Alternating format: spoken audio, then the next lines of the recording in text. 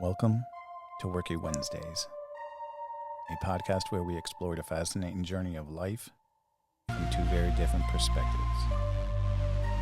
While our kids may inherit the physical traits like the color of our eyes, our facial features, and even our body shapes, they don't inherit the way that we think or the way that we feel.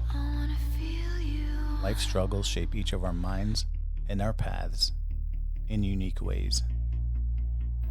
Join Junior and I as we navigate this journey together, sharing our diverse opinions on various aspects of life. We'll also bring on inspiring guests to discuss what motivates them and drives them to succeed, help them become the best versions of themselves, and share their message. Tune in as we dive deep into these conversations, bump heads, bond, laugh, and discover the beauty of different viewpoints. Now sit back, relax, and enjoy the ride. Bang, bang, bang! Working Wednesdays, baby. Welcome back.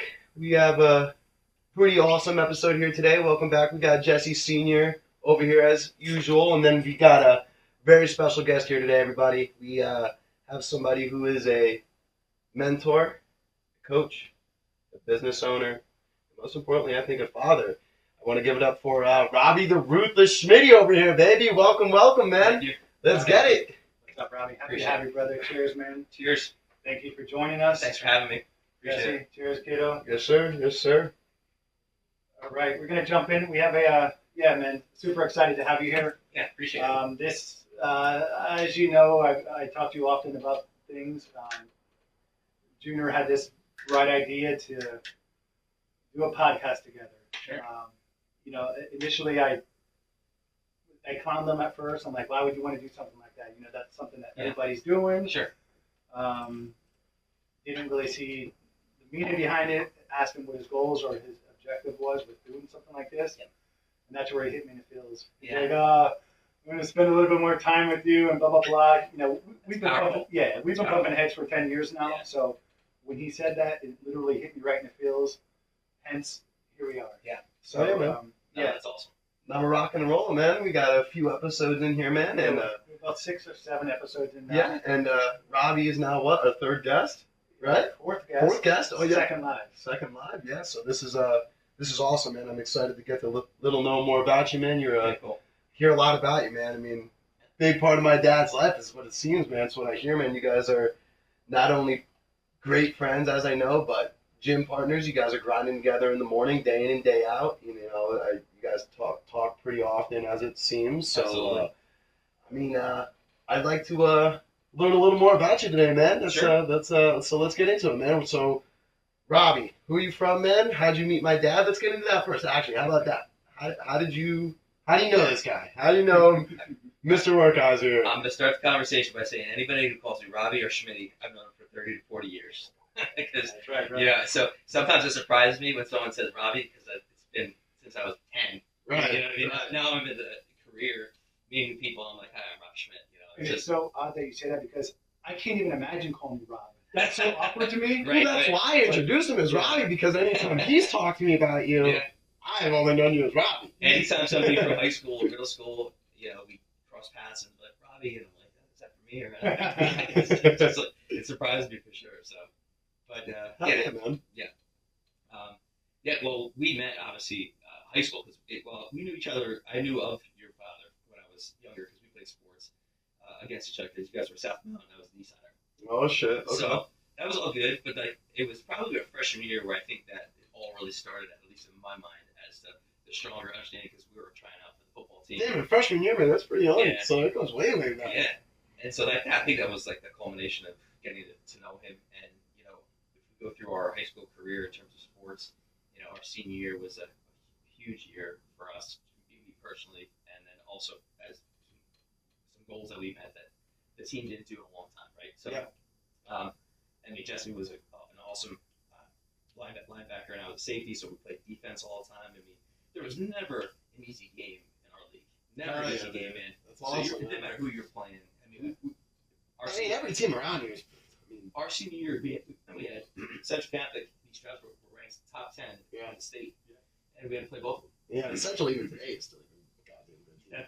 So it was that's kind of where it started, you Yeah, know, and then alright. just obviously you're just having a bond when you're out there grinding Yeah. together. You Yeah, know, hell so, yeah, you know, man. And like you said, the fact that we were actually winning, because that wasn't really standardized back then from our school Right. and that time frame. So that's pretty cool. So not only guys were you guys like on the same team, the fact that you guys are winning on top of it kind of Right. creates the bond, a lot, you know, the chemistry and whatnot. Obviously, it's just there. So you guys played football together, went to high school together. He wrestled with Uncle Dino. Oh shit! Yeah. Really? No Yeah. shit. How about it? All right. Yeah. Well, so I mean, so what? High school for you, Robbie. So where was your mind then? What were you looking into? Was college a thing? You did sports. Like, were you looking to play sports forever? Were you, like, you know, you're a businessman now. So how did Rob become Rob? No, that's a great question. I would say I was probably still mentally immature in a lot of ways back then because I was thinking about having fun, loving life, and playing sports and work hard to try to win, whether it's wrestling, baseball, football, Right. whatever at the time. And actually, I made some notes too, just thinking about this. If I go back, I didn't really know what I wanted to do when I grew up. Yeah. Right? Because I don't know. I didn't know. Likewise. All I saw was a blue collar lifestyle from my father and mother, what their jobs were. So I didn't really know what I wanted to do. So I really saw just what we had, and the East Siders, the East Side grinds. You know, just like you know, all I knew was that people worked hard. So I didn't really know what I wanted to do. To be honest with you, but I think that was kind of like, I don't want to say immaturity in my mental capacity, but I was like, let's go to college and play a sport. You know, that was probably my goal at the time. Okay. So, and Okay. I was fortunate enough. Senior year at Deer, I probably had 6 to 10 different schools that were offering to go play, and everything was Division III. So Oh, yeah, you're yeah. getting scholarships, but you're getting Right. financial aid and Right. whatever else. Sure. And I remember, you know, a buddy of ours, Chris Smith, graduated us. He and I went and interviewed at King's College, Wilkes University. You know, those schools that play football, whatever. Lycoming was the top notch back then, and I ended up deciding to go to Muhlenberg, not because my brother went there, but because I just felt it was like a great educational institution. Nice. So that's kind of how we got to where we were. Hell yeah, man. Very cool. Sweet. Sweet. Very cool. So, and so obviously, so you mentioned too, though, being an East Sider. Yeah. Um, Don't hold it against me. yeah. I was gonna say. East Sider, South Sider. Yeah, yeah. Outside. Yeah. So our high school was on the East Side, so you didn't. So if you could know, we came from the South Side, and we had to travel all the way across town to go to school. Whereas for these guys, can actually practically walk there. Were you a Manor? Did you live in Manor? No, I was actually at the top of Jerome Street Okay. by the reservoir. Yeah. So wasn't there like beef between Southside and? But the south side was like half the south side went to Deer, the other half went to Allen. Ah, okay. So it was okay. like a small portion. Yeah, there was literally only a few of us that went to Dero. Oh, and, okay. and that Yeah. big sports on top of Right, it. right. Maybe there's 2 or 3 of us on the team that actually played. So And now, did you still live at Pop's house? Yeah, yeah. Oh Yeah. shit! Oh Yeah. damn! Literally right next to So Southbury High School. where did you live at? I lived on the east side, so if you were driving through Allentown, you look at the towers, the water towers. Yeah. We lived up there. No So shit. my parents still live up there, so that's Oh, where I hell was yeah, raised. That's where. Yeah. Beautiful. nice area. And then back then, nice Oh, area. yeah. Oh yeah, love Family it. friendly Great area? memories. When I stop by, I go see my parents. That's like kind of get those vibes of, you know, when you're in high school. It's just Yeah. those Reminisce days. a little bit. Yeah, absolutely. Fast forward to right now, like how is it over there now? Is it still pretty good area? There's still, it's still. I mean, there's a lot changing, right? Everywhere we are, things are changing. I still love like the connection because where my family all lives, they're all kind of in a close area, so it's like great to see. You've got a cousin here, you know, my brother there, my parents here, so it's definitely nice and unique because there's a lot of land that my great grandfather had. Nice. So that's kind of how. Oh, I with found the with the weather lately, man. Oh, today, man, I showed up here in a hoodie and sweatshirt, a hoodie and pants. I loved it, man. Football weather. Football man. weather, Yeah. man. Can't beat it, man. Yeah, I sure. absolutely loved it. Yeah. They're getting to hear this guy like. Oh God. What? Who's your team? it. Professional? Yeah. He's filling out the everything. Oh, he's a Philly fan. Yeah, I could. Filling out the everything. You guys suck. What are you thinking this year? How are they? I don't know. I mean, Jalen Hurts is Justin Fields without AJ Brown. Steady, right? Yeah, silent cricket. Listen, Right? what I like about the Philadelphia Eagles right now They are is great. we got They're locals. great. Okay, we got Dotson from Nazareth. We got Saquon Valley from boys, Wyoming. man. These are Lehigh Valley people that we played against their high school teams. With the high school. Pretty yeah, badass. with the high school. Yeah. So that's like that's respect for the sport. Yeah, shout out Saquon, dude. I think the Eagles are a good team. I think they are a great team. I don't know. Honestly, God, I think it's got to do with Sirianni. For being honest, I think Sirianni. I think me and my buddies were talking about it during the game yesterday. I feel like the guy's a little too more focused on like social media and the fans more than being a coach, man. Yeah, I mean, Yeah. I haven't paid much attention to it, but what I did see is other like the shows, the announcers talking that his coaching wasn't up to par. So yeah, well, which is hard to. It's a lot to follow. Right. It's a lot to follow. yeah, for sure. I mean, big win though. Big win for the Valley Boys. Big win for the G-Men, baby. Yeah. Let's go. So that was a big win for everybody here. What are you thinking about the Phillies? Where do you think they're going to go? You think they're going to go far this year? I mean, right now, Playoffs? Yes or no? yes, absolutely. Yeah. I mean, we do one more win, we lock up the NL East. So, like, that's key. But I think the key to their successes and or not success, it's the pitching, right? They got great pitchers. If they're off, that's the difference in the game. The batters, you go from the first batter to the last batter. Right. There's not a slacking Yeah, spot where, like, this guy's not good. Yeah. This is Rob Schmidt's opinion. I'm not a professional baseball player, so, you know. Yeah. You've seen his house. Beautiful. That back deck there. I actually was over at his house watching the game on the back deck No with a shit. glass of whiskey, Hell yeah, and a man. cigar. Smoke a cigar, yeah. Hell yeah, man. Really good time. Yeah, watching the game. It was Phillies fun lost month ago. yesterday, right? Against the Mets, right? God damn, yeah, that was a rough one to watch. I was watching. I caught a little bit of the game. Yeah, they lost the series against them. Yeah, it sucks, man. So you hit what college did you go to? Muhlenberg. Muhlenberg. Yep. What type of sports did you play there then? Well, I look back to, and so I went, at the time, football was like my thing, Yeah. right?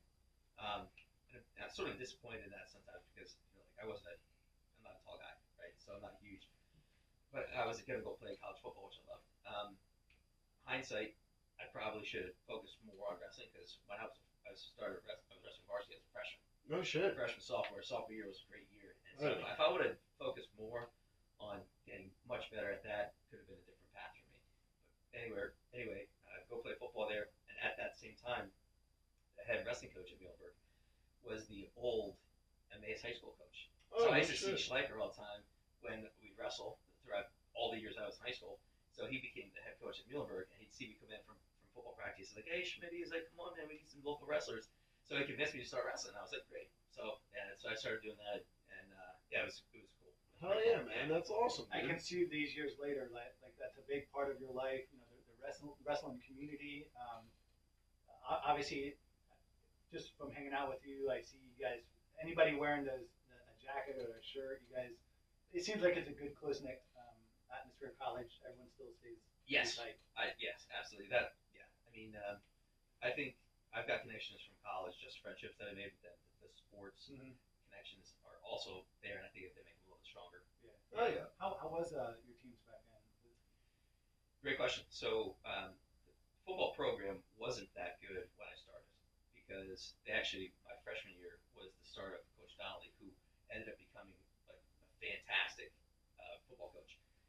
So we started off with like 1-9, 2-8, 5-5, just kind of get better. And so they got to the point where they were going undefeated, for years. Huh. So he was there for, I'm not sure how many years it was now, but unfortunately he passed away since, and the coaches have changed. But Coach Donnelly did a great job in that program, Really? Wow. getting that reputation to another level. So did you guys take it to the playoff? Well, what did you? That was after me. Okay. We were kind of the building blocks to get them, because then they started recruiting Okay. better. Yeah. So Gotcha. Did you only play defense then? What did you play? Safety. Safety. Yeah. Very cool. Yeah. Very cool. I played a couple seasons in the military. Oh, that's right. Added football. And, it's just on a whole nother level. Perhaps the way our high school careers ended. Our heads may have been inflated a little bit. We ended on such a high note. Yeah. Going to the next level, I think, whatever the atmosphere may be, it was just such a drastic change. I mean, just everyone, the speed, the power, and in my situation, the age was much different too. So, Sure. but it was always nice to at least get the pads on one last time. Oh, absolutely. So, did you play full Yeah. years? Okay. Yeah. Then I only wrestled too, because that got to be a lot. Okay. I was like, I'd go football, wrestling. When wrestling was over, you already had spring training Yep. for football. Yeah. It's just kind of get Did Dan play football Yes. too? So you guys were on the field together then? Yeah, So yeah. that's gotta be crazy. kind of cool, man. That's crazy. Not gonna lie, I think that would be kind of. Now I played with my brother going way back to Little League is when we played on the same field together. Damn, That'd be that's kinda so cool, man. crazy. Yeah. But hey, now you hear your Uncle Dan and that one playing softball here, so that's pretty cool. Yeah. We still do old man sports. So what was your major in college? Great question. I didn't know what I wanted to do in life, right? So I was a history and education major. So, Okay. I always loved history, and so that was I really enjoyed that. But again, it was a history major, and then also in education. It wasn't just an education degree at Mueller the way they had structured everything like that. So, I mean, at that time, I'm like, all right, I'll graduate, be a history teacher or whatever, and coach sports or whatever. I didn't know what I wanted to do when I grew up, and so that was kind of like, you have to decide by the time you're a sophomore, to choose a major. So that's really kind of how it happened, and And it seems like a lot of our class are educators. I think a lot of people we graduated with are out there that are teaching our youth now, which is very cool to see. I love seeing it. good point. Yeah, I think at least a half dozen people that we went to school with are now teachers. Oh yeah, absolutely. So really cool. Yeah. So you get out of school, man. What first job application or employment did you start into? That's a great story. So my senior year, I had a gentleman who was my father's cousin, and he was kind of like a mentor of mine. His name was Tom Schmidt, and so every time my birthday would come around, he'd take me out for like lunch or dinner. It's like, hey, let's catch up, right? And simultaneously, while that was going on, there was a gentleman, well-known, Bill Myers, owned an agency, was on the board at Mueller College. Well, Tom Schmidt was the president at Bill Myers, his agency that he created, his family created, right? No shit. So I was working with both of them, not knowing at the beginning that the two of them were connected. And somehow the two of them were like, we need to get Rob into insurance. So I remember coming in to see the office with Tom, and he's like, yeah, what do you think about insurance? I'm like, I don't know anything about it except for paying off my car, right? Yeah. Kind of a laughing moment. But he's like, well, what do you think about this? And this is really a great story. He said, well, what do you think is a lot of money to make? And I was like, so I kind of threw out probably what my parents made. Sure, right. And he's like, you can do more than that in this industry. There's no top if you continue to work and grow and keep. Like, there's no limitations, And I was like, okay, I'm interested in hearing more. We talked a couple times about some stuff, and he said, he's like, why don't you join one of our insurance companies' training program, and then you can learn how the carrier side handles stuff, and then eventually we want to bring you back here. So we're gonna go through this training program, and I was like, wow, that sounds like a great idea. So we graduated. I guess it was like May 10th or May 20th. Within a week, I was living in Baltimore in a hotel room. What? I was living in Baltimore, and I was down there for, let's say, 6 weeks, and then I went up to northern New Jersey. And this is at 21 years old. Yeah. 21. Oh, yeah. Right. 2001. Yeah. In 2001. So, again, I graduated in May, started working in May, and just to give you all a circle around, it was September 11th when that happened. Yeah. I was living in Baltimore, so I was only out of school for 4 months when that happened. It was really catastrophic for all of us. But I mean, I remember sitting in my apartment in Baltimore just watching the news, because I remember being in my desk, and back in then we had the TV, they rolled it out on a cart. We were all watching it. Like, that just shows you that, the timing and the era of what was going on. So yeah, that's kind of how I got into insurance and came back to the agency side. And again, Tom was a phenomenal mentor. I wish I had had more years in life to learn from him, because in periods of time I had, there's things that I do today, how I act and stuff like that were originally from this gentleman. Sure. So it's kind of powerful. He had a very unfortunate, had a heart attack, passed away, and the wife and 4 kids were unfortunate. at a young age. Yeah. So How many years did you have with him? only 2, but I mean, I had a few years in life with him. Sure, Before that, right, from right. a professional standpoint. Learn I would go watch how he did things, and I still absorb a lot of that. Mhm. It's still how I do things now. Yeah. So anyway. Very cool. Yeah. Very cool. So, Yeah, man. I mean, did you even get out of the stage yet, or what? Dude, I'm like, no, man. I'm fucking mind boggled right now. He's 26 years old. Okay. And he's never even left Whitehall yet.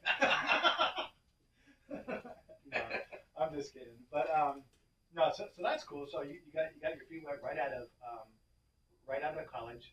Kind of jumped right into white collar. Right? You would say that's white collar. To take it all back, I don't know why I remember this, but when I graduated college, I didn't know how much money I wanted to make, right? So like I was moving into a apartment building, and I remember my salary was $31,300. Wow. That was my first number, and I remember going through a budget, and for the first 2 years, I was go down to $20 in my checking account. That was all that was left. Yeah. So I ate only what I could, and so I grinded. But I lived down there by myself. Yeah. Didn't have a mate. Didn't have family come down. No financial support. Like Right. boom. So it was a great way to learn how to be independent. And you need to do it. It's funny when we think back on when our wings were snipped. Yeah. Right? So you don't have a choice but to fly. You got to do it. Yeah. Otherwise, I mean, you Yeah. literally don't have a choice. Right. Actually, when you had mentioned 9/11, I was home for 2 days. I had just gotten out of the military, and I was home for 2 days Really? when that had happened. Do you recall 9/11? Yeah.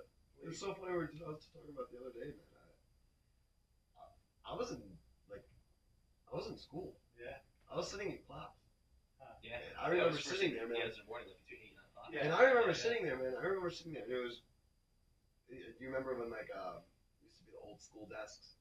It was like the old school ones. Like Yeah. it was like the chair attached to the Yeah. desk. Uh-huh. I remember sitting there, man, and like you even said, I mean, it was still pretty early for me, and all the TVs were on the rollers. It must Yeah. have been a daycare or something like that. 'Cause you were just 4 or 5 years old. I remember sitting there, dude, and just like, So, kind of like the world just stopped, man. Oh, yeah. The whole world stopped, man. well, definitely, And- 100%. It's etched in all of our minds. Just like for our parents, they all know when the Absolutely. assassination of JFK was. Like, Yeah. this is a critical moment in time where everyone Absolutely. knows exactly where they were. Good point. How long were you down there for? How many years? I was only down there for 2 years and give or take a little bit. And at that time, my godfather was like, "Hey, we need to bring you back because we need to really start to grow." They had an acquisition. So it was a plan. It was all a plan. Yeah. For them. It was a plan. Yeah. Really? We didn't really, from the beginning, he didn't say, "Okay, well, you're going to be here for 2 years." But I got through the training program, had a full-time job where I was actually handling claims, workers' compensation claims in Washington D.C., Delaware, Maryland. So that was Very cool. talk about a stressful start because you're dealing with somebody who just got majorly injured at work, but it was good to learn that because now Right. on my side, being an insurance agent, I can really educate people about how that process really happens. Right. So it was good for my experience. Right. So you come back now. For anybody that doesn't know Robbie, you have an absolutely amazing, beautiful family, man. Thank you.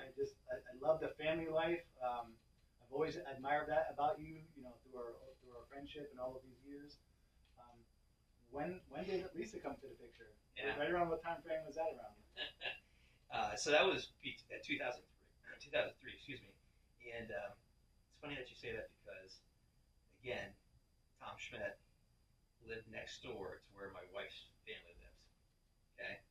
So my job, all through high school and college, my summer job, was building, fixing, repairing pools. Tom had an in-ground pool put in, and he said, and had some landscaping done. The family was going to go to Disney for a holiday. He said, "Can you come stay at my house and just maintain it so that the pool doesn't something go wrong or whatever?" Right. So I'm like, "Sure, no problem." He's like, and at one point I ended up meeting my wife's mother, who got it. We got introduced a couple times, and so I'm gonna sound cheesy on this one. So I'm outside cleaning up the pool, right? And her mother yells, "Lisa, come on out and check out Rob." It's like a movie And scene, she's man. like, "Oh yeah," and she's like, "Oh, there's Rob. He's the pool boy." And I was like, Ah. "No," I said, I'm helping clean out the pool. So she thought that I was actually like hired by Tom from a pool company to do the work. I'm like, "No, I work with Tom on the insurance agency side." So that was, I never knew you were a pool boy, dude. I'm not gonna let that one go. As long as you did it in the speedo, man. Hell yeah, dude. Hell yeah. That's cool though. Yeah. So that was first eyes on. Yeah. And very cool. Damn, that's like this is crazy to hear. That sounds like a real life interaction, See, love story. Yeah. Like that's pretty he tells badass. me about how man. things are nowadays with dating. Oh, and it's things like horrible. that. man. I've heard that too. Fucking strange. Yeah. I can't imagine the challenges these days. I think social media is part of that. Yeah. whatever, why the world's different now too. 100%. And we've talked about that in depth. And I mean, so what age were you when? 23, 24? Yes, exactly. Yeah. So he's 26 now, and Yeah. this is why it's so weird for him. It's this generation, Rob. It's very different nowadays. This generation. Sure. And, Yeah, it's horrible, man. I'm struggling. I'm fucking beating myself up over here right now. I I'm can't like- imagine. I really. I feel really like can't. I fucking made all this. The good old days of not having to use your cell phone all the time and social media. Like you actually would go to a bar or something like that and right. speak to somebody Right. and get introduced that way or whatever it is. So what happened? So mother-in-law introduces you and Lisa. Then what's next in the chapter? So we actually threw a little bit of a party at my godmother's house in the pool. So I had a bunch of my buddies over and invited over her and her mom or whatever like that. That's just kind of how the conversation started going. And so I think we kind of felt like the spark was there, so just kept following up. And I'm gonna fucking shed a tear right now. This is well, awesome, she dude. at that time, so I had already done the Baltimore thing, came back. She just graduated college. Okay. So it was right at that time. So she's 2 years younger than I am. So she just transitioned. She went to Moravian, graduated, and was just kind of living at home and starting her professional career like in that in between zone. Okay. So And then how long before you guys got married? we got married in 2007. Okay. So dated for 4 years ish, whatever. I remember it was Music Fest was a big event. I remember they had a party there. We were at a concert, something like that. So that goes back. We take August 3rd was like our first date, whatever. Yeah, Very very cool. Call started or, and then I bought a place in 2004. I bought a townhome in Macungie. Okay, that's right. Yeah. So then we had obviously got married, lived there until 2012, and then moved up to where I live now. So I met you. You and I kind of rekindled our relationship when I did a security work for you. Yeah. And I met you in up at your place on somewhere in that time frame, 2007, 2008-ish. Yeah. Yeah.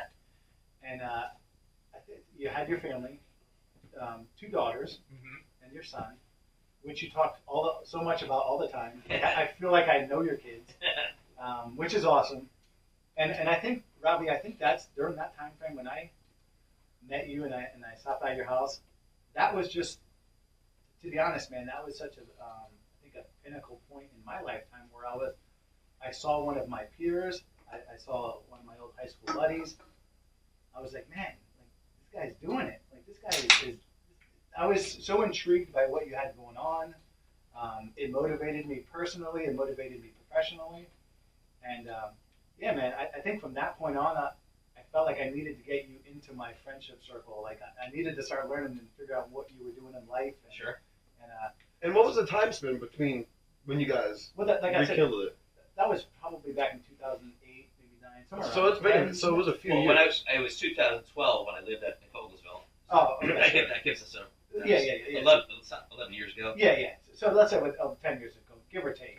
But you already had an established family, and I saw what you were doing, man, and it really pumped me up. It motivated me, and this is what I try to preach to him, man. Like just about surrounding yourself with people, Sure. to learn off of and to be like, and just to gather what they're doing and utilize their traits and everything else. So I preach this to him all the time. But, Well, I have to admit, I have to compliment Jesse on this one because this whole time, I was being entrepreneurial with, wanting to be an owner in a company, and I was motivated and driven to succeed the right way. And I remember you texted me the one day. It was like out of the blue, and he texted me like, "Hey, is everything all right?" Because he hadn't seen me at the gym in quite some time. Yeah. Because I was grinding and I wasn't going to the gym, I wasn't exercising. I was probably at a very stressful stage of life. Because when you're an entrepreneur, there's risk.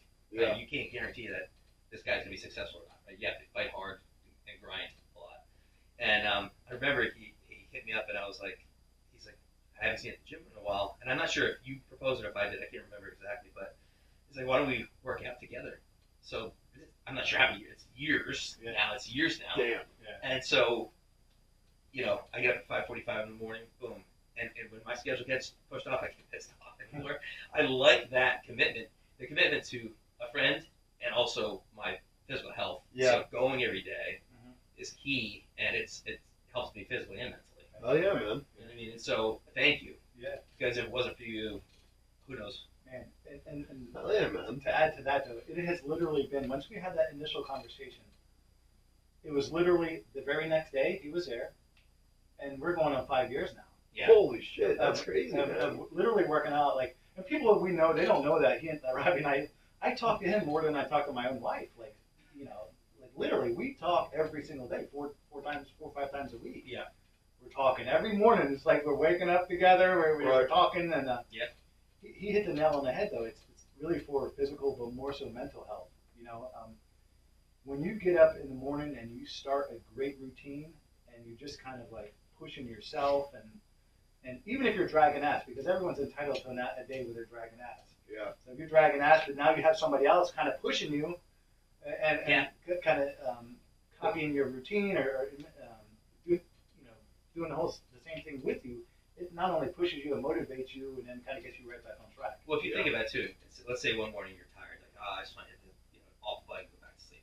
I can do that every day, but when you have a commitment to see somebody, that's going to make you go too. So that accountability piece was also powerful, and I think that's what's helped me as well. That's Because awesome. I feel more guilty. I feel more guilty saying if I cancel, Right. can't go, Right. for a reason that I'm tired. Mm-hmm. You know? Right. And I could say too, just the fact of motivating each other. There was, Robbie was pushing me and motivated me when I was going for like an award for work. I was trying to get to the next level for work and do the whole President's Club, and then all of a sudden I got it, and then now he's your biggest fan. Yeah. And then vice versa. It was the very next year when you did your thing for the your award for work for the whole. Yep. It's just my point being that it was awesome. Hey, man. I appreciate it. I still look forward to it every single day. No, Hell absolutely. yeah, Absolutely. dude. Cheers to that, man. Hell yeah, man. Yeah. Absolutely. It's fucking Yeah. awesome, guys. Hell Yeah. yeah, dude. Yeah. So, Rocking and rolling every day, baby. so obviously, we'll go right into that. So you get up in the morning. You're up before the sun comes up. Yep. So you start off the day with the gym. Then what? What's your day looking like? Yeah, I mean, I obviously a wife and 3 kids, so the kids' schedules. The nice thing in the morning is I get up and I let the dogs out, and I'm able to see both my daughters before they go to school, because I meet him at 6:30 at the gym, so I get to see my daughters, which is great. So I had that ability to give them a hug, say love you, have a great day. Nice. Grind from 6:30 to 7:30, come back, able to see my wife and son, have some breakfast with them, and then I'm out the door 8:15 to whichever office we're going to be at. I rotate around because we have 75 employees in 10 different office locations, so I want to be in front of my people, because I feel like that's what I believe that's what leadership is. Sure. You want them to know you and be able to connect with you, rather than be, hey, that's the guy over there, he's an owner or whatever like that. Why does he not talk to me? Like, I Right. talk to each of you. I want to get to know you all. So my schedule's my 8 to 5, whatever you're gonna call it, is different every day. The only thing that is Tuesdays are the busiest days of the week, because I try to have as many meetings in our corporate office with all of our team. Okay. So I bring all my team in just to collaborate. When I say team, that's like a word that I use all the time, because it really is a team. Mhm. The people that are in there, it's almost like you and I chatting about whatever, good old days. But everybody in there wants to help the other person out. It's not about this guy's the top dog, this person's not where he or she should be at, whatever. It's everybody supports each other. Awesome. It's energizing to me. I'm not saying that because I'm the leader, but I feel that way, and the team that we've been building, they have it. Very cool. So everyone's pumping each other up. Success is obviously the top of every conversation. There is making sure everyone succeeds. That's awesome, man. So you're traveling all over the Lehigh Valley with offices throughout the Lehigh Valley, or how far out? Yeah, we have offices from Central PA, all the way to New Jersey. We have offices in Doylestown towards Philadelphia. So yeah, we have, like I said, and that's just where our offices are at. We're fortunate enough to have a national presence, but we maintain that local service. Gotcha. Right? So we've got accounts that are in 13, 20 states. Okay. So we go wherever we need to go to. So that's the one thing, not to get into an insurance gig by any means, but we compete with the nationals, and we compete with the locals. Gotcha. On any level. So obviously, being a business owner nowadays, as opposed to working, what are the pros and cons from being a business owner to opposed to actually working for somebody? I mean, I imagine at one point you're learning, and then that there's a transition to where now you're coaching. Yeah. I'd love to hear your perspective on the difference between the two. Yeah, that's a great question. That was a great question. Yeah. Holy hell Well, yeah. I think part of the challenge is when you're at it, if you're a salesperson, let's say, and I feel like when you say you're a salesperson, it has a stigma, as this guy's trying to sell me something versus be honest and help you out with something, right? So I believe, and our team believes in being honest and helping you out.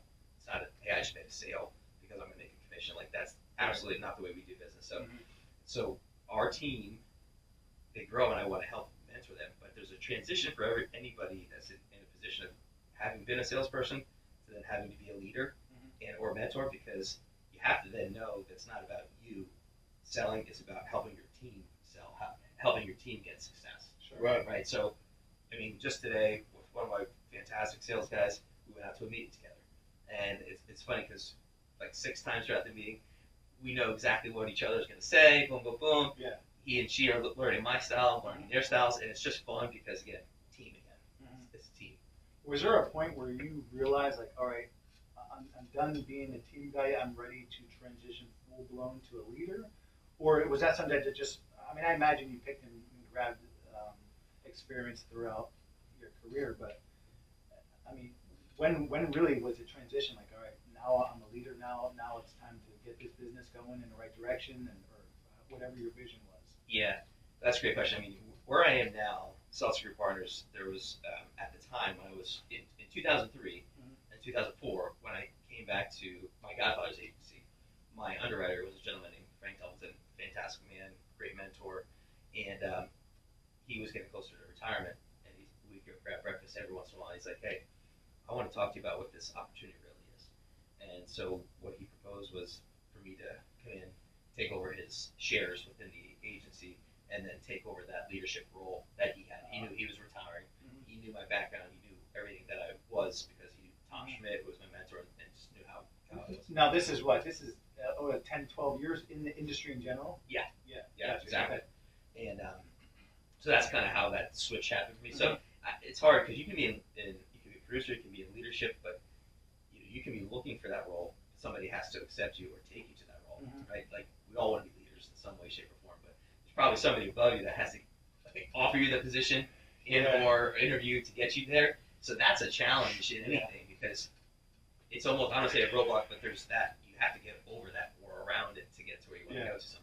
And to be honest, and to get a little personal, like, I think through knowing you personally and seeing, the path that you chose and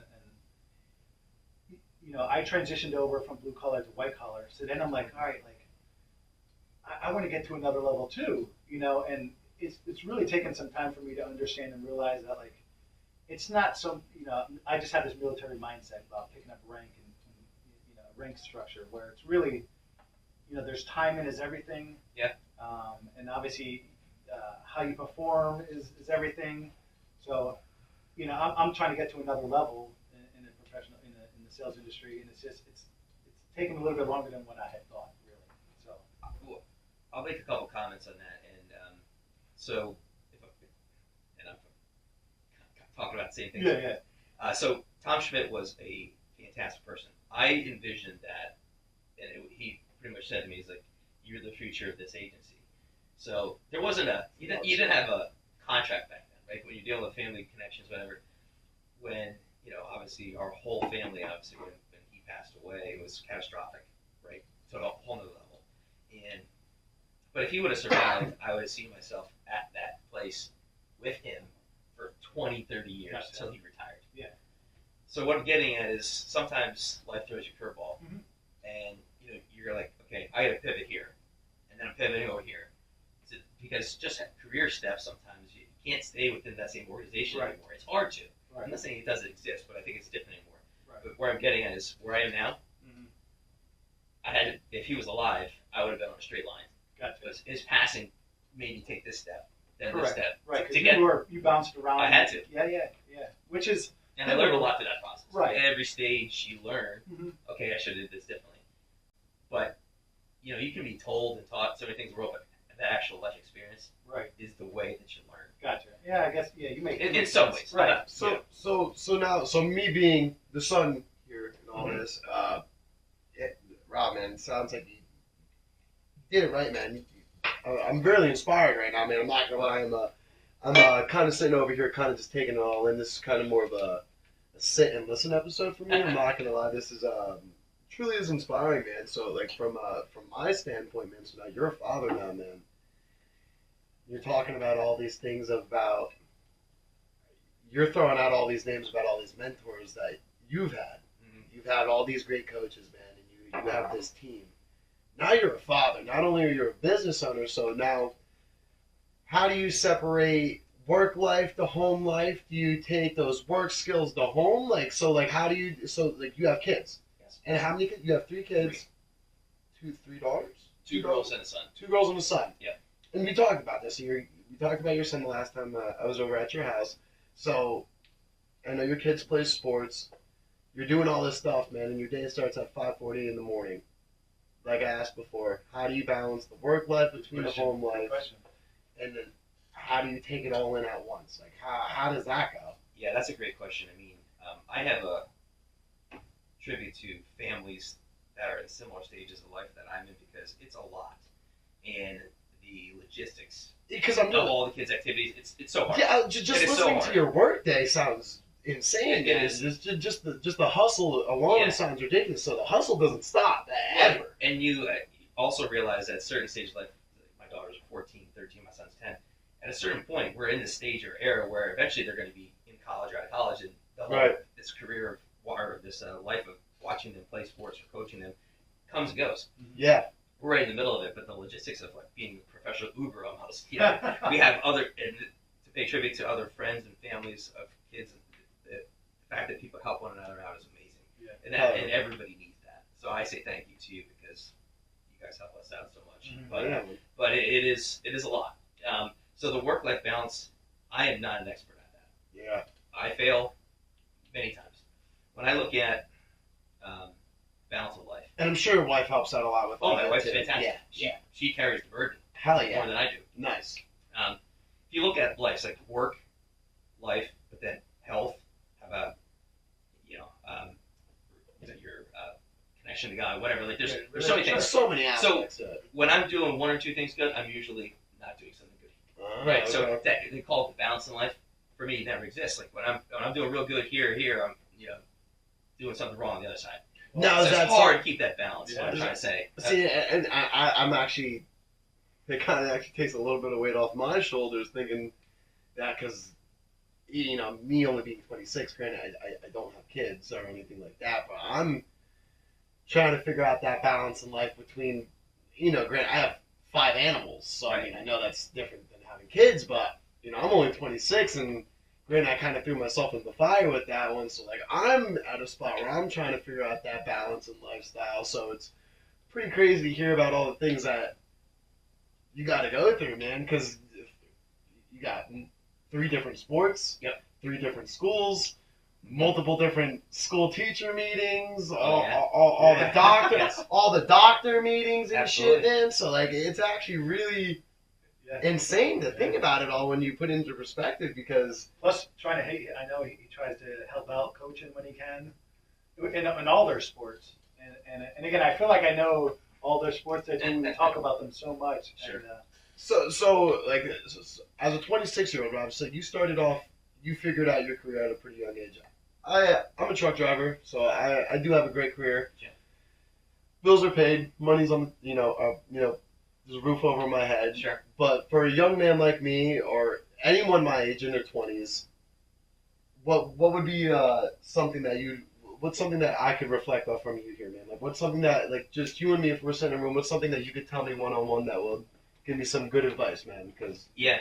No, I appreciate it. with having kids and stuff, man, it's incredible to hear your lifestyle, brother, and I'm already inspired by half of the things that you have said tonight, man. So just from you to me, man, what's something that you could really give me to take in to wake up tomorrow and be like, all right. Well, the one thing that when I look back on things, and it gets back to things that I would probably do differently. So, what I've actually started to talk to my children about, first of all, whatever you do in life, because I didn't know, like I said, I went to college, didn't know what I wanted to do in life. Right. Whatever you do, you should enjoy Okay. and love it. You should enjoy and love it, because if not, it's just a grind. And I know I mean, out of all the people at work, I'm sure that's not the case for everybody. It's because people need to make money, pay the bills, and support children. Yeah. But then also, what do you want to make? What do you want in your life? So that's the other thing too. So then when you figure out, I'm not saying figure out, it's probably wrong, but once you realize what that is, figure out what type of career can I make the money that I need to live the life I want to live. Yeah. That's part of it. Right. Again, I didn't know any of that, but I started talking to my kids now. Like my daughter, my oldest daughter, had a high school profile thing done, and she came back. She said that they said insurance could be a thing for me. I was like, yes. But I mean, again, I would never push my children into what I do. But anyway, my point is, I didn't know what I wanted to do. I think trying to. This is easier for me retrospectively to say this because again, I went through the grind like you are. Right. But again, knowing what you need financially or what your desires are in terms of, I want to travel the country, I want to whatever that is, what the dollars and cents of that is. I want to pay for my kids' college, whatever it is. So you have to figure out what kind of career can I do to make the money I need, but also love every day. You don't have to be a grind where you hate going to work every day. I mean, again, That's such good advice. Yeah, man, that really kind of. I love seeing people give this kid advice because, as parents, you tell your kids, we teach our kids everything in life, and I've been trying to teach this kid for the last 26 years. They only listen to what they want to listen to, and he got into business with me many years ago. He was doing business, and he wanted to. Take it over, how can I do it and do this and do that and make money and this and that.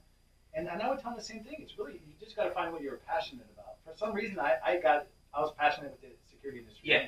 24 years now in the industry. Yeah.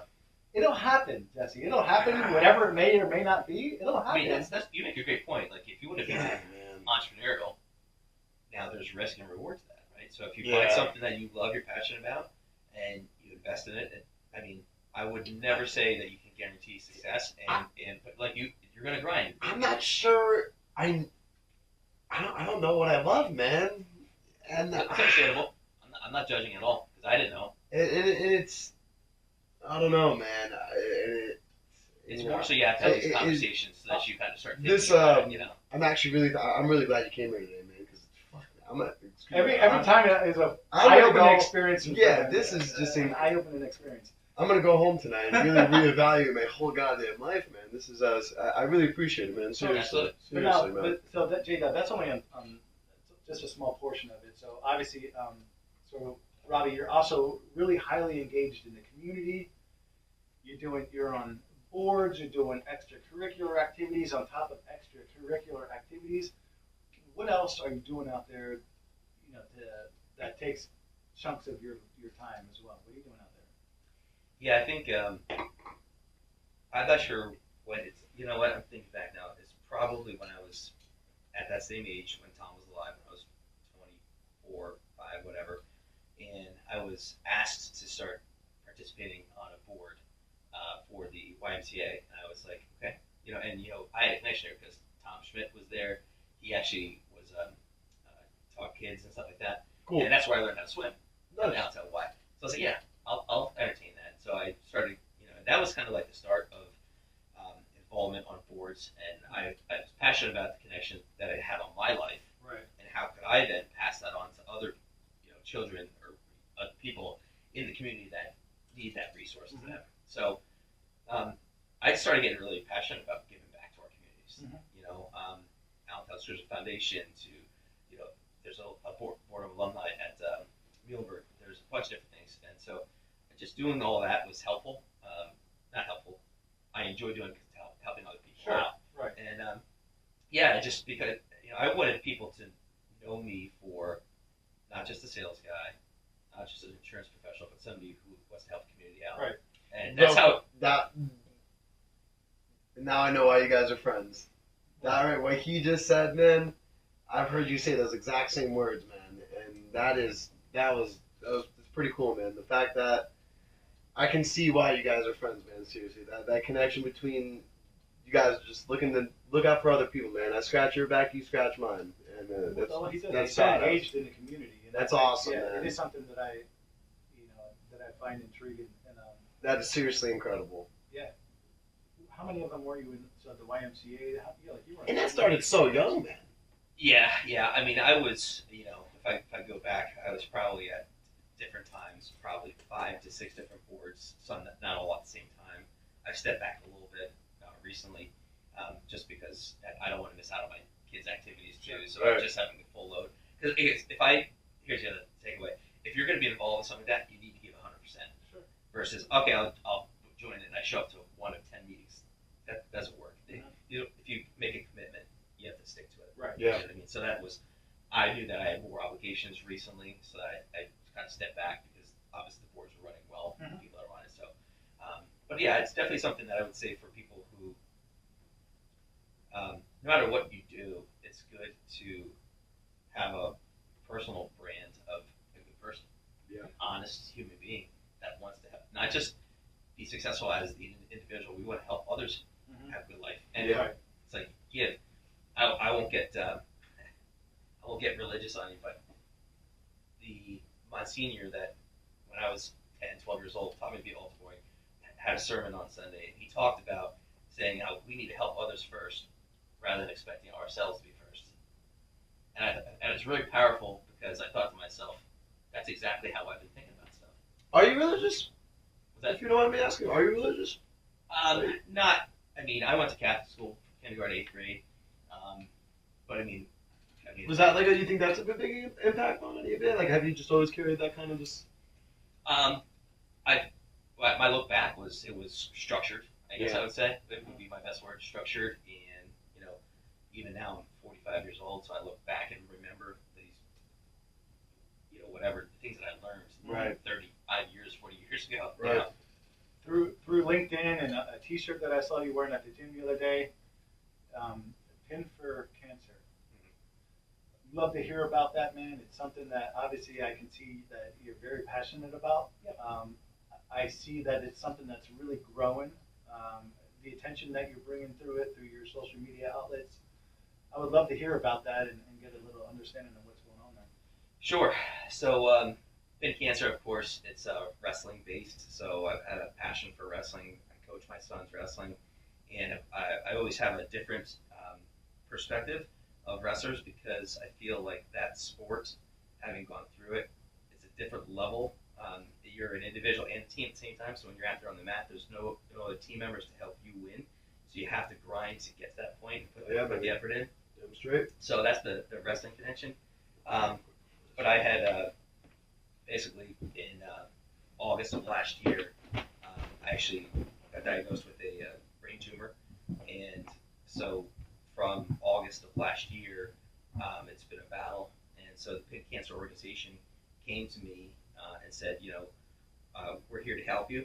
And so what they did was, which actually I loved in so many different ways, is they want to teach younger men and women to learn how to raise funds for people in need. So we sponsored and had my son, Kyler, to be this fundraiser. And so it was the Kyler Fund, fundraising fund. And we ended up raising over $15,000 through supporters. My employees gave money to it, so it was a phenomenal experience. And Pin Cancer was like, here you go, Rob, here's $15,000 for you because it's structured for those in need. And I said, my wife and I talked about it, I said, we don't need that money, we want to give it to somebody else.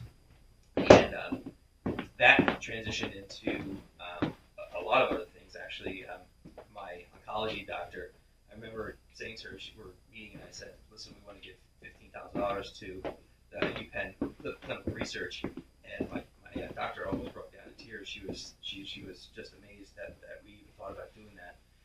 And long and short of it, actually, next Monday, September 30th, there's going to be like a check giving them $50,000. There's going to be a little bit of a, just a thank you kind of little event, which, my wife, my kids will be there because they deserve it because they've supported me and helped find funds for people in need. Right. And not for me. I mean, obviously that was kind of the platform, but my wife and I were like, we don't need that money. Let's give it to somebody else because they do more research to help find better cures for people after me. So, And what is that website, or so for anybody that's watching? So Pin for Cancer.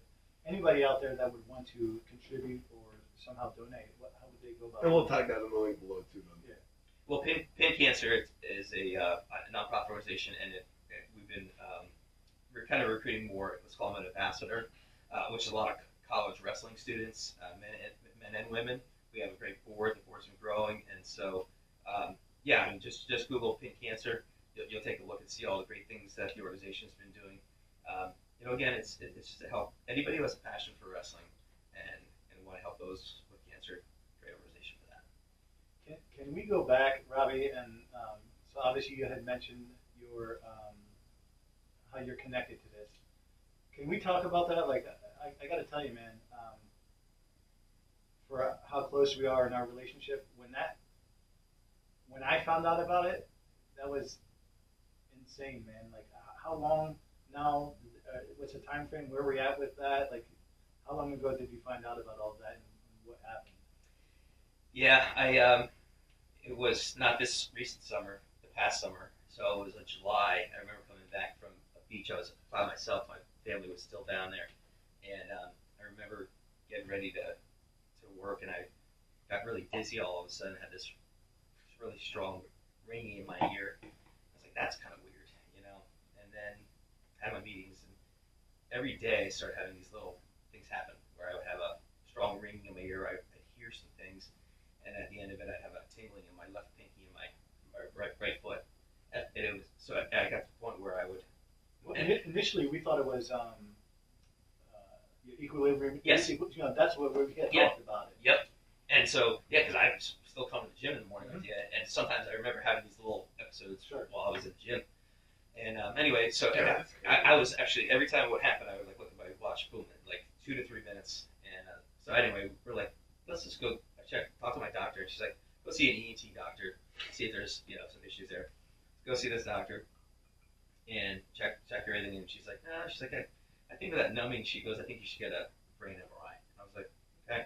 So I saw her on a Tuesday. Friday, I go for the MRI first thing in the morning because I had meetings in Philadelphia later that day. I remember we got done getting out, getting changed. And the technician comes in and she's like, you can't leave. I was shocked. I'm like, what do you mean you can't leave? She did say anything. She's like, we have to have somebody look at this. And it was like, what's going on, you know? And so that was really awkward. And so I leave there not knowing exactly what this means. Go to my meeting in Philadelphia, come back, and the ENT doctor calls and says, we found something, and it's Friday, and she's like, you need to see the neurosurgeon Monday morning. So it was a hell of a weekend, to say the least. But then I go and see the neurosurgeon Monday morning at like 9:30. He pulls up this graph, and it shows like in 3D the brain, and they show the tumor, and he's like, you're going to surgery tomorrow. So I have Tuesday ENT doctor, Friday MRI, neurosurgeon Monday, surgery on Tuesday. It was like the most overwhelming week of, you can't even comprehend it. Okay, so afterwards, so you're stuck in a room, and I just kept saying to my wife, and I'm saying to the nurse, like, what do I need to do to get out of here? I'm like, I'm good. Right. They're like, no, just lay in bed more. I'm like, no. I'm like, what do I need to do to qualify to get out of here? Do I need to walk around or whatever, show that I have my balance or whatever? So I think we had this is just to me, we had like record time of getting out of the hospital after brain surgery. Right. Because we were out within 48 hours, and they thought I was going to be there for 5 days. I was like, no, I want to get home. I'd rather be in my home environment with my children. So I remember it even like my daughters came in to see me, and my one daughter almost passed out. Just When you and I started communicating, it was such a shelter shock for me as well, which I'm sure for all of your family and close friends, to see how fast this all happened. Boom, boom, boom, boom, boom. Yeah. And then seeing the surgery or the pictures and things like that, man. And it's just incredible, man. That was such a I really have no words. Now the one thing that I'll say is, I'm still in treatment. that'll go through December, and again with all the different doctors. And it's funny, but some people I see like, oh, have you gone back to work yet? And I'm like, I've been back to work since I got out of the hospital. I never wanted to change my routine, and something that I say to people when they ask me about how I'm feeling, I said two things. I either want to be focused or distracted. So focused on work and or family, or distracted by football and whatever else, because I don't want to sit back and just like dwell on what I'm dealing with, right? Because that doesn't change anything. So the mental piece, the mental drive, is by doing those other things, and going to the gym, keeping those routines. Like it's I don't know. I feel like it's the key to the how I am sitting here today. The fact that you still come to the gym and bust your ass every single day with me, like not only am I thankful, but I'm like inspired, man. I just it's incredible, to be honest, and just to see, just to follow your journey and to be a cheerleader for you, and I'm pumped up, man. You motivate the shit out of me. The medication that you're taking, you're what is it called? You take Chemo. The chemo, and then the radiation and all that. Like that is, so that doesn't end. It's on cycles.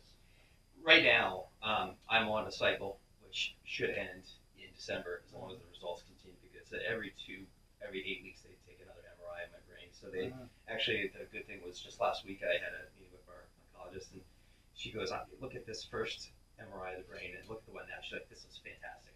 Seeing that the progress has been very, very good. So, you just kind of, you really don't know after a certain period of time, like you'll kind of stop the treatment, and then they just continue to monitor you.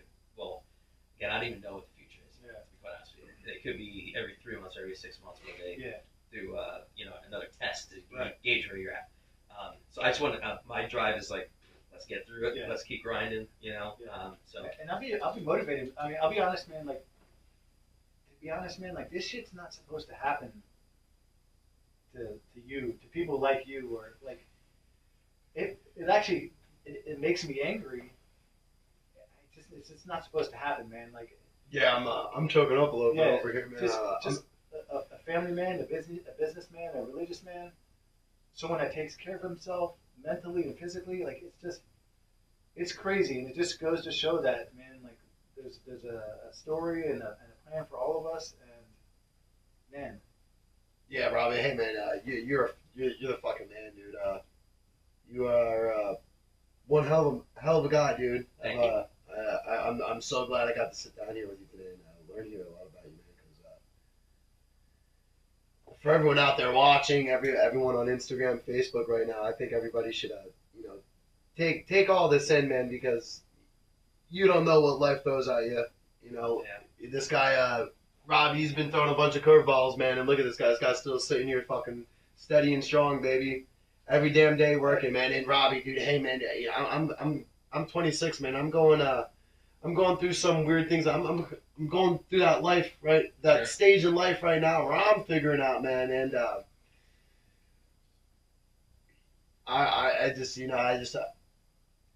I'm at a loss for words, man. I'll never take anything for granted, man. And Robbie, you were such an inspiration, man. I thank you so much for being a good friend of my father's, man, because I think, my dad is a great father, man. He is my fucking pride and joy, man. I wouldn't be where I am without. Excuse me. I wouldn't be where I am without him today, man.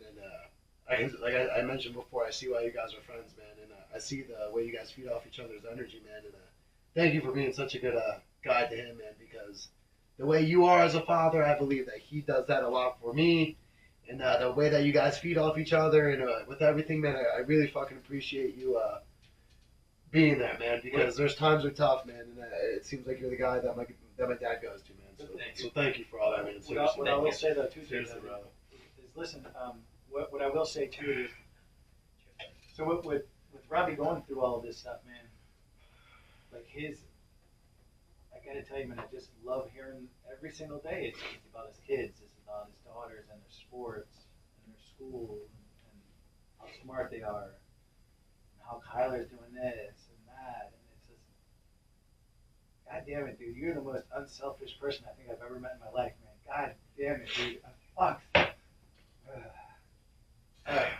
So, with that being said, man, Robbie, I don't, man, I'm such a fan, and you inspired the shit out of me, dude. I've said it before, and I feel like I know so much about you and your family, man, and just having your kids and your wife, that's all you ever talk about. As I see you run into the bathroom to throw up, and do this and do that, like, all right, in between our workouts, like, oh, hey, Jesse, I'll be right back. Dude, I know what you're doing in there, man. Like, but, like, you're still there every single day. Yeah, I admire you, man, and it's really good. I just love seeing it, dude. Just love seeing a good guy out there, and I'm your number one fan out there, dude. God works in mysterious ways. I had told you before, we're going to be talking about this 20 years from now, and this is just a little hiccup in the road. Yeah, man. Yeah, rock and roll, dude. And one more thing, man. Just one more thing, man. Just like you guys said, man. Dad, you always tell it to me. You've told it to me my entire life, man. Surround yourself around people you want to be like. And for everyone out there watching, man, all my friends, you guys know me, man. Everybody knows who I am. Everybody knows who my friends and family are, man. And for everyone out there watching, take this in, because this is, I think this is a great life lesson for all ages. Everybody watching, everybody can kind of take this in and take something from this episode. And Robbie, I appreciate you, brother. Seriously, man. Thank you very much. You're the fucking man, dude. Like I said, I'm gonna go home and reevaluate a lot of things tonight, man. I think I need to have a long conversation with myself. So I'll make one big comment. I don't want to be cheesy on this one, but if you ever read any of the Covey books, and there's obviously habits and stuff like that, and different things, and one of the things that I think about, and I've thought since Tom Schmidt died, was begin with the end in mind. So how I've lived my life has been, I say this without crying, you want to see the impact of your life made to other people at your funeral. That's the life you want to live, Right. for what you want to see. Powerful. Shit. Yeah. Let that sink in.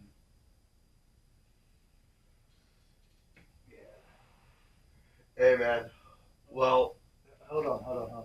Let me. All right.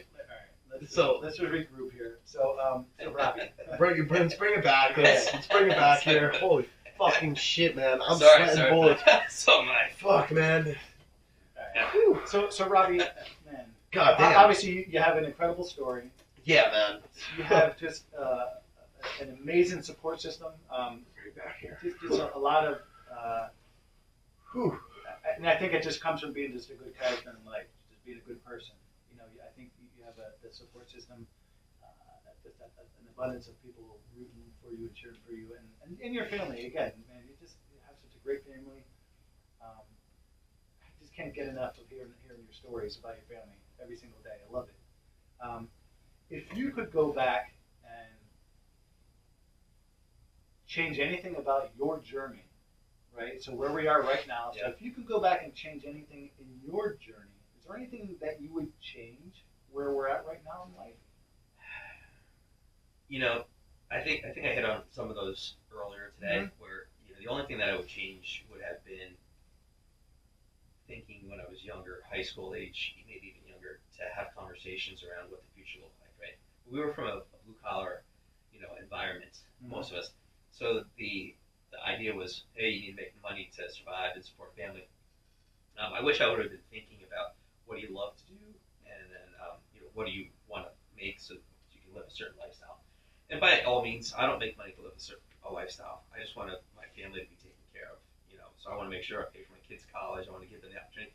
They don't go to college, whatever. I just want to be there to support family, and then give back to my community. That's one thing that I do a lot of. We give both my time and money to a lot of nonprofits that need support, because there's thousands of people that don't even have the fortune that I've had in my life. So, the only thing I could say would be to probably have done some research and figured out what I wanted to do, because I probably would have done it earlier. Right. You know what I mean? It's that, because if I had the ability to have as much under my belt in terms of experiences 5 or 6 years sooner, Mhm. I think it would be, honestly. Right. Just, I wish I could have done more in between now, Right. from then to now. So So your kids are gonna watch this. This is etched in Foreverland, man. Like this, we're here now. We're getting all emotional, and you know, we're real live humans here, man. Yeah. We all have emotion. We all have feeling here. If you could, for anybody that's watching, or just anybody in general, maybe perhaps is looking to get into your industry, or just wants to learn anything, what we've talked about over all of this this episode today. If you can go back and give, or if you could give any advice to a younger generation, let's just say that's watching, or again that's getting into the insurance industry, what advice would you give?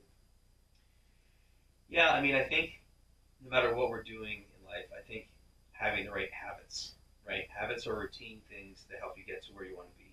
So what does that mean? And I don't get cheesy here, but I actually, there's a gentleman that was a speaker at the last thing I was at the name of the book's Atomic Habits. And one of the big takeaways that I saw, he actually presented in Columbus, Ohio, and it was very powerful. And he alluded to the fact that if you have a goal of 1% a day, just think about that. If your goal is just to do 1%, that's 365%. That's almost 300 times the goal or whatever it is. So when you look at a goal or whatever you want in life, whether it's weight loss to education, whatever it might be, take it in smaller increments and say, this is a challenge I have here, or this is what I want to get to. Take it 1% at a time, or just take it in one step and have the right habits, build those habits. And the reason why I bring this up is the habits. Jesse, you brought those habits to me, and this is why I get up, and this is the gym thing. The habit pieces, mentally and physically, good for me. So just wanted to share that again. I think that, creating good habits, figuring out that is a key for me. Yeah. Beautiful. Awesome, man. Father, anything else, man? How you feeling? You know what, man? I'm grateful. Dude, I'm grateful for this dude in my life. I'm grateful for you in my life. Yes, sir. I love both of you guys. I love him like a brother. Oh, yeah, man. Yeah, and real quick, Father, I'll let you take it out here today. Last thing, man, I think one thing that I can take personally from this today is, dude, I'll never. It's cliche, man. Never take life for granted, man. And find what you do, and do what you love, or do whatever that saying is. Find something you love to do, and that's something I really took out of this, man. So. I think that's one of the reasons why I enjoy doing this and bringing on people. And because you don't fucking listen to me, man. Yeah. So perhaps if you can listen to somebody else, especially man. someone of Robbie's caliber, man. Robbie, thank you so much for joining us today. And the last thing I ever want to do is have people have a perception that I want to be, this is Rob and he's here. No, I want to be with you. And same thing with my whole team. I'm in the trenches with you. So the last thing is thinking that I'm, want to be on an ivory chair above people. No, not at all. I'm going to be in the grind with you all for my whole life. That's right, baby. You're a great leader. You're a great inspiration. You're my mentor. You're my great friend, and I appreciate you to death, brother. Like everything you do, man. I'm following you, man. I appreciate you. Love you, brother. Thank you. And Cheers to that, baby. cheers to that. Hey, fellas, it was another great episode to hear today, guys. Absolutely. Jesse Senior, my father, you're the man, dude. I appreciate you so much for bringing this gentleman on today, man. I learned a lot from this man. Robbie, you are the fucking man, dude. I'll never forget this day. I'll never forget any of the things that you said tonight. I really appreciate you being a good friend to my father, man. I look at you a whole lot differently now, man, and I just want to say thank you. Thank you. For giving me some peace of mind and some information for me to gather and take in and really think about some things, man. So I really appreciate you coming on and enjoying this time to hear my dad tonight, man. Thank you so With much. that being said, I get hounded a lot. Worky on YouTube at Worky Wednesdays podcast. Bingo. This turd doesn't help me out with editing, so it's taken a lot longer to get these onto the actual YouTube page. So we'll get those up as soon as possible. At Worky Wednesdays podcast is the YouTube channel. So subscribe, like, give us a follow, and Jesse, you're the man. Robbie, love you, brother. Love you, bud. And guys, thank you so much. What a great Oh, night. yeah. All right. Beautiful night, guys. Thank you. Have a good rest of your night, guys. Thank you. Beautiful.